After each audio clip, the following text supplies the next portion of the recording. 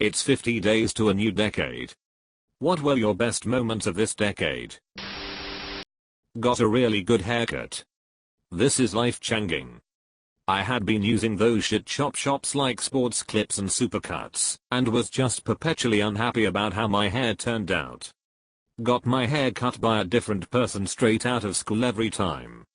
Went to a barber shop, and they had a team of barbers who had been cutting hair for like 30 years, and I got the best haircut of my life. Going to a legit barber shop is a huge key to looking and feeling good. As a dude, so many of my male friends, me included, never really put much thought into our hair or hairstyling or mayo. Went to a barber to get my hair cut once as no other place was open. Life changing. Buddy gave me a wicked fade, lined up my beard, and I left looking 100x better than ever have. It is more expensive, $25 to $30, compared to going to a chain like First Choice, $15 to $20, but it is worth it. Lol, I had long hair for like 3 years, and I spent most of my life trying to get long hair, only to cut it when it seemed stuck in an awkward phase. So I remember way back in like the 2000s, when a haircut was $11 at my local barber, plus tip, and now that I cut my hair in Jan, goddamn $18 plus tip. Edit, goddamn this my most upvoted comment. Thanks everyone. You have to tip a hairdresser in the US? Surviving the end of the world Aka the 21st of December 2012. I'm convinced that the true end of the world was us entering an alternate dimension where the most bizarre, off-the-wall shit happens daily. You know how in some games, after you pass a certain round, the game ends, but you can continue in free play mode. The game ended in 2012. We are just in free play mode. I'd like to change my character from me to Summer Close Me, like in Lego video games. I'd change to me, in Trash Can. I grew up always wanting a dog. Can't say I've grown up, in a mature sense, but I got a dog. I grew up can't say I've grown up you just said it. There's another achievement for the list. That was the entire list. Yeah, this decade made me 10 years older too. Getting married, adopting a dog, buying a house. That time I got 2 onion rings in my french fries.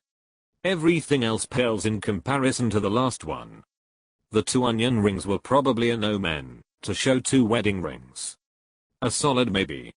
More like the 2 wedding rings were an omen foreshadowing the 2 onion rings. Man, I'm 24. Like, all important stuff of my life happened in this decade. First girlfriend, college, graduated college, first job. Too many to choose from really. I'm also born in 95. Have we figured out which generation we are yet, millennials or Gen Z? It seems to change every month. Fellow 95 here. I think consensus is millennial, but I'm unsure. Zillennial. Anti-boomer. Boomant. I like this one. Outrunning the clowns in 2016. I remember someone somewhere saying something along the lines of I can't believe that in 2016, it's completely relevant to say, have fun catching Pokemon, but watch out for clowns apostrophe. That summer was a magical one. I apologize about Mr. Mime's behavior, he is not like that normally. He is, and you know it.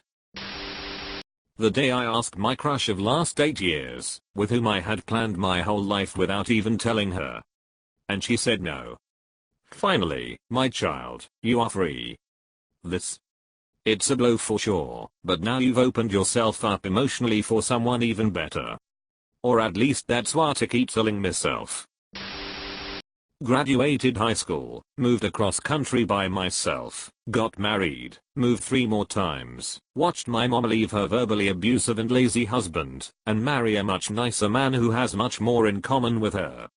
It's been a great decade and I can't wait to see what the next one brings.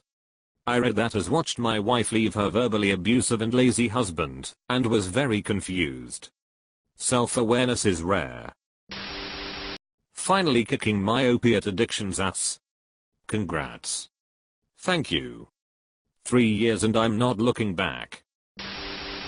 I only recently found out what loving someone feels like, and what being loved feels like too. Well, explain for the rest of the class. Whoa, don't bring love to class, unless you've brought enough for everyone. I'd say we all have enough love for everyone, it's just a matter of how we express it.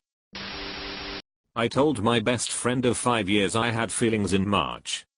We will be closing out this year, and entering the new one together.